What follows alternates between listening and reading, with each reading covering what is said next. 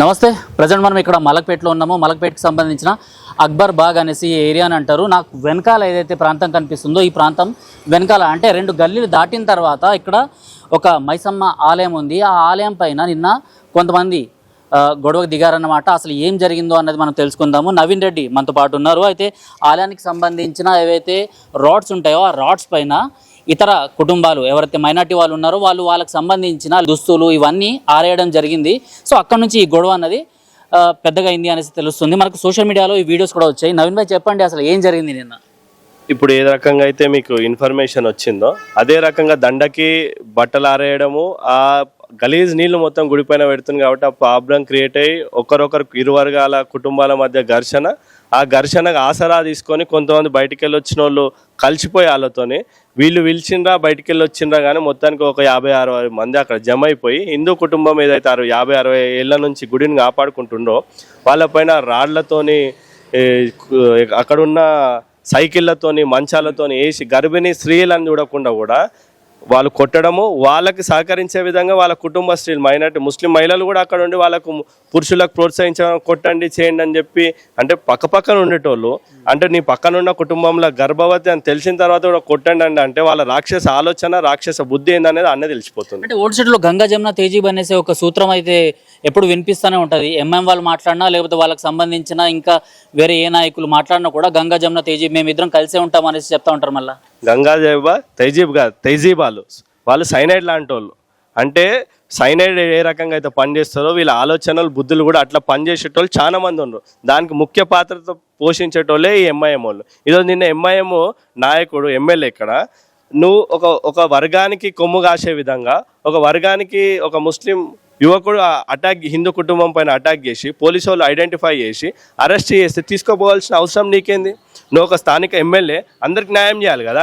అదే హిందూ కుటుంబం పైన గతంలో ఆస్మాన్గఢ్లో హిందువులు నివసిస్తున్న కుటుంబంలో పార్కింగ్ కబ్జా చేసినప్పుడు ఇష్టం వచ్చినట్టు కొట్లాడితే అప్పుడు కొట్టినోడు దొరకకపోతే నువ్వు ఆ రోజు ఆ విషయాన్ని ఎందుకు కండెమ్ చేయలే? ఈరోజు లైవ్లో వచ్చేసి ఆయన ఎందుకు పట్టుకపోయినావు, ఎందుకు ఇడిపించు అంటే డిపార్ట్మెంట్ వాడిని వదిలేస్తుంటే డిపార్ట్మెంట్ ఎందుకు దగ్గర ఉండి వదిలేసింది అంటే డిపార్ట్మెంట్ వాళ్ళకి సహకరిస్తుందా? జీతం మన దగ్గర తీసుకుంటుండా, ప్రభుత్వం దగ్గర తీసుకుంటుండా, ప్రజల దగ్గర తీసుకుంటుండా? అంటే నువ్వు ప్రజల కోసం పనిచేస్తే కొంతమంది పోలీసులు ఎంఐఎం జూతలు నాకే విధంగా వాళ్ళ కింద జీతగాల లెక్క పనిచేసేటోళ్ళు కొంతమంది పోలీసు వ్యవహరిస్తున్నారు. కానీ మిగతా పోలీసు వాళ్ళపైన విశ్వాసం ఉంది కాబట్టి వాళ్ళపైన విశ్వాసంతోనే మేము శాంతియుతంగా నిరసన వ్యక్తం చేసినాం. ఎంబటే వాళ్ళపైన చర్యలు తీసుకోవాలని చెప్పి డిమాండ్ చేసినాం. వాళ్ళు కూడా పూర్తిగా సహకరించే విధంగా ఎందుకు వాళ్ళకు కూడా సమయం ఇవ్వాలి. ఎంబటే పట్టుకపోచేయాలంటే డిపార్ట్మెంట్ కూడా ఐడెంటిఫై చేయాలి. వీడియోలు ఉంటాయి, వాడి ఇంట్లో దొంగలు కదా, వచ్చిన తర్వాత ఇంట్లో ఉంటాడు వెళ్ళిపోయేటోడు ఉంటాడు. కాబట్టి డిపార్ట్మెంట్ కూడా కొంత సమయం కోరింది. ఆ సమయం అనుకూలంగా కంప్లైంట్ ఇచ్చిన తర్వాత పేర్లు ఐడెంటిఫై చేసిండ్రు, వాళ్ళ ఫోటోలు ఐడెంటిఫై చేసి వాళ్ళని దేవులాడే ప్రయత్నంలో డిపార్ట్మెంట్ కూడా ఉంది. వాళ్ళకు కూడా కొంచెం సమయం ఇస్తున్నాం, వాళ్ళపైన విశ్వాసం వ్యక్తం చేస్తున్నాం. ఎట్టి పరిస్థితుల్లో ఈ రకంగా ఎవడు చేసినా నెక్స్ట్ టైం ఇంకొకసారి ఈ రకంగా చేయకుండా ఉండే విధంగా మీరు బుద్ధి చెప్పే విధంగా ఉండాలి. కానీ కేసు కట్టినాం, ఎఫ్ఐఆర్ చేసినాం, కోర్టు చూసుకుంటుందనే ఆలోచన మీరు లేకుండా నెక్స్ట్ టైం ఇట్లా రిపీట్ కాకుండా చూడాల్సిన బాధ్యత కూడా డిపార్ట్మెంట్ పైనే ఉంది. డిపార్ట్మెంట్ పైన విశ్వాసం వ్యక్తం చేసుకొని మేము శాంతియుతంగా వేచి చూస్తాం ఏ రకమైన యాక్షన్ చూస్తుంది. యాక్షన్ సరైన పద్ధతిలో మీరు తీసుకోకపోతే మాత్రం 100% మీ వల్ల కాకపోతే దానికి రకంగా వాడు ఏడున్నా మేము తీసుకొచ్చి మీకు అప్పచెప్తాం. ఆ క్రమంలో ఏమైనా జరగరాని సంఘటన జరిగితే దానికి బాధ్యత మీరే వహించాలని చెప్పి ఈ రకంగా ఆలోచించి పూర్తి ఒక పొలిటికల్ పార్టీకో ఒక నాయకునికో ఒత్తాస పలికి కొమ్ము కాయకుండా ప్రజల పక్షాన న్యాయం ఏ పక్షాన ఉందో ఈరోజు హిటు కుటుంబానికి న్యాయం చేసే విధంగా డిపార్ట్మెంట్ పనిచేయాలి, పనిచేస్తుందని చెప్పి ఆశ్వాసన వ్యక్తం చేస్తున్నాం. సో మెజారిటీ హిందూస్గా ఉన్న ప్లేస్ ఇప్పుడు మైనారిటీస్గా మారుతుంది అనేసి మీరు ఇంతకుముందు చెప్పారు. దాని గురించి వాయిస్ కూడా రేస్ చేయడం జరిగింది. హిందూ ఆలయాలపైన ఇలాంటి అటాక్స్, లేకపోతే హిందువులు అక్కడి నుంచి వెళ్ళిపోవడము, ఆ తర్వాత ఆ ఆలయాలు కూడా వాళ్ళ కబ్జాలకు వెళ్ళిపోవడం ఇదంతా జరుగుతూనే ఉంది. హైదరాబాద్లో, తెలంగాణలో ఇలాంటి అటాక్స్ కూడా ఎక్కువ అవుతున్నాయి. సో మీ ఏరియాలో అలా ఉందా పరిస్థితి? ఈరోజు కాంగ్రెస్ ప్రభుత్వం తెలంగాణ వచ్చిన తర్వాత దేవాలయాలకు రక్షణ లేకుండా అయిపోయింది. దేవాలయాలపై దాడులు చేయడం చూసినాము. ఈరోజు మైనార్టీగా ఉన్న హిందువుల ఇళ్ళని, దేవాలయాలను టార్గెట్ చేసి అక్కడ హిందువులను భయభ్రాంతులకు గురి చేసి ఇక్కడికి వెళ్ళి పంపించాలని చెప్పి ఆలోచన ఈ ఎంఐఎం నాయకులు మరియు కొంతమంది ముస్లిం నాయకులు చేస్తున్నాం. ఖబర్దార్ బిడ్డ, మీ ఏ రకమైన ప్లాన్లు చేసినా, భయపెట్టాలని చూసినా హిందూ కుటుంబాలు కానీ మైనార్టీలు కూడా ఎవరు భయపడే ప్రసక్తే లేదు. ఏ హిందూ కుటుంబం చివరన ఏ హిందూ కుటుంబం కూడా ముస్లిం ప్రాంతాలలో నివసించున్న మిగిలిన వాళ్ళకి పూర్తి విశ్వాసం ఉండేటట్టు వాళ్ళకి భరోసా ఇచ్చే విధంగా మేము ఉంటాం. మేము కమ్యూనల్ చేయడానికి రాలే, హిందూ ముస్లిం చేయడానికి మా ఆలోచన ఎప్పుడు లేదు. కానీ మీరు హిందూ కుటుంబాలపైన దాడి చేస్తే మాత్రం దాడి చేస్తూ చూస్తూ కూర్చునే వ్యక్తులం మేము కాదు. చర్యకు ప్రతిక్రియ తప్పకుండా ఉంటుంది. మీరు ఆ రకంగా మీ జాగ్రత్తలో మీరుండని, మా కుటుంబాల జోలికి మా జోలికి మీరు రాకండి.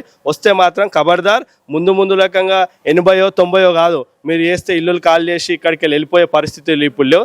దానికంటే ఘోరంగా మీరు ఎదుర్కోవాల్సి వస్తుందని చెప్పి మీరు గమనించాలి. సో 100 మంది మెజారిటీ పీపుల్ మధ్య ఒక మైనార్టీకి సంబంధించిన ఫ్యామిలీ వాళ్ళు చాలా హ్యాపీగా నివసించగలుగుతారు. అదే 100 మంది మైనార్టీ పీపుల్ మధ్య, అంటే అలాంటి కుటుంబాల మధ్య ఒక మెజారిటీకి సంబంధించిన హిందూ ఫ్యామిలీ అక్కడ నిజంగా హ్యాపీగా ఉండగలుగుతుందా? సో హైదరాబాద్ పరిస్థితి చూస్తే మీకు ఏమనిపిస్తుంది? ఈరోజు చూడొచ్చు, ఇప్పుడు ఏ ఏరియాలో కూడా ఒక 50 కుటుంబాలు హిందువులు ఉన్న దగ్గర ఒక ముస్లిం కుటుంబం చాలా ప్రశాంతంగా బతకగలుగుతుంది. ఎందుకంటే సర్వే జన సుఖినో భవంతు అనే ఆలోచనతోని పెరిగిన వాతావరణంలో హిందూ కుటుంబం ఉంటుంది. వాళ్ళకి ఆలోచన, వాళ్ళ గ్రంథాలు నేర్పినో లేదో, ఆ గ్రంథం నేను చదవలే కాబట్టి నాకు తెలియదు, కానీ వాళ్ళ ఆలోచనలు ఎట్లుందో ఈ రకమైన పనులు చేష్టలు బట్టి మాకు ఒక అవగాహన వస్తుంది. వాళ్ళ ఆలోచనలు ఎట్లా పోతున్నాయి, ఏడికి పోతున్నాయి, హిందువులపైన దాడులు చేయడానికి కారణాలు ఏంది, హిందువులనే టార్గెట్ చేసుకుంటూ ఏరియాలను, కుటుంబాలను ప్లాన్ చేస్తున్నారు కదా. ఈరోజు టెర్రరిస్ట్ యాక్టివిటీస్ కూడా చేసే చాలా మంది వర్గాలు ఏ వర్గానికి సంబంధించిందో, ఏ కమ్యూనిటీకి సంబంధించిందో చూస్తే మనం తెలుసుకోవచ్చు. ఇదే మలక్పేట్ల అనేక మంది టెర్రరిస్టులు పట్టుడు పోయిండు. పోలీసులను చంపిన ఒక నికృష్టుడు వికారుద్దీన్ అనేటోడు ఇదే ఏరియాకి సంబంధించిన, ఓల్డ్ మలక్పేట్కి సంబంధించినోడు. మొన్న లాస్ట్ దసరాకి కూడా బాంబ్ బ్లాస్ట్కి సంబంధించి ఎవడైతే ప్లాన్లు చేసిండో పట్టుడు పోయినోడు మలక్పేట్కి సంబంధించినోడు. వీళ్ళందరికి స్థావరం ఎక్కడిది? వీళ్ళందరూ జనంలో తిరిగి పోయే విధంగా సహకరిస్తుండేవారు. వాడిని పట్టుకుంటే పోలీసు వాళ్ళు వెనకకెళ్ళి వాడిని విడుదలయ్యే విధంగా సహకరిస్తున్న పొలిటికల్ పార్టీ ఇది ఎంఐఎం పార్టీ కదా. ఈరోజు దేశంలో ఎక్కడ టెర్రరిస్టులకు లేనిది ఇక్కడ స్థావరంగా ఎందుకు దొరుకుతుంది అంత ఈజీగా? ఎందుకు ఉండగలుగుతున్నారు? బయటకు వెళ్ళి వచ్చిన రోహింగ్యాలో ఇక్కడ ఉండగలుగుతుందంటే దానికి ఎంఐఎం సహకారం లేనిదే ఇక్కడ జరుగుతుందా? ఈరోజు వాళ్ళ ఓట్ల కోసం, ఓట్ల రూపంలో వాళ్ళు మార్చుకోవడం కోసం దొంగ ఓట్లు వేసుకోనికి వాళ్ళని తెచ్చి ఇక్కడ పెట్టుకుంటున్నారు. కానీ దాని ద్వారా ఈరోజు శాంతి భద్రతలు ఎంత లోపిస్తుందో ఈ ఎగ్జాంపుల్ సరిపోదా? ఇట్లా అనేక ఎగ్జాంపుల్ ఓల్డ్ సిటీలో పోతే మస్తు ఉంటాయి. ఈరోజు ఇంకా హిందువులు ఇక్కడ మెజారిటీగా కొంచెం ఉండగలుగుతుండ్రు, కొంచెం హిందువుల సపోర్ట్ ఉన్నారు కాబట్టి ఈరోజు ఆ కుటుంబం ధైర్యంగా ఉండగలిగింది. అట్లా హిందూ కుటుంబాలు 1, 2 మిగిలిన ప్రాంతాలు అనేకం ఉన్నాయి ఓల్డ్ సిటీలో. ఆ పరిస్థితిని తట్టుకునే పరిస్థితి, ఆ హిందువుల పరిస్థితి ఏందో హిందూ సమాజం కూడా ఒకసారి ఆలోచించాలి. హిందూ సమాజం కూడా నేను ఒకటే రిక్వెస్ట్ చేస్తున్నా, ఇటువంటి పరిస్థితి సంఘటనలు ఏదైనా జరిగితే హిందూ కుటుంబం కూడా ఎంబటే స్పందించాలి, వాళ్ళకి తోడుగా నించోవాలి. ఆ హిందూ సమాజం ఎవరో అని చెప్పి అనుకోకుండా నా కుటుంబం, ఇప్పుడు నీ కొడుకుకో, తమ్మునికో, అన్నకో, బిడ్డకో అయితే నువ్వు ఎంబటే ఎట్లా స్పందిస్తావు? వాడు మన సమాజంలో మన తోబుట్టువే. అటువంటి పరిస్థితి ఏమున్నా కూడా ఎంబటే పోవాలి, ఆయనను కాపాడుకునే ప్రయత్నం మనం తీసుకోవాల్సిందిగా కూడా హిందూ సమాజానికి విజ్ఞప్తి చేస్తాం. నిన్న జరిగిన ఏదైతే సంఘటన జరిగిందో, అంతకుముందు కూడా అమ్మవారి పైన గుడ్లు వేయడం జరిగింది ఇదే మీ ఏరియాలోనే. సో అది కూడా జరిగింది. నిన్న కూడా అమ్మవారి ఆలయం పైన అపవిత్రత ఇలా చేయడం జరిగింది. సో ఇలాంటివి జరగకుండా మీ డిమాండ్స్ ఏంటి? అంటే ఏం చేయాలి అనుకుంటున్నారు? పోలీసులు కూడా దీనికి సానుకూలంగా స్పందించాలంటే ఏం చేయాలి? ఈరోజు పోలీస్ డిపార్ట్మెంట్ కూడా కొంచెం వాళ్ళ ఇంటెలిజెన్స్ డిపార్ట్మెంట్ బట్టి ఎవరి ఆలోచనలు ఎట్లుందో గ్రహించే శక్తి వాళ్ళకు ఉంటుందని నేను అనుకుంటున్నాను.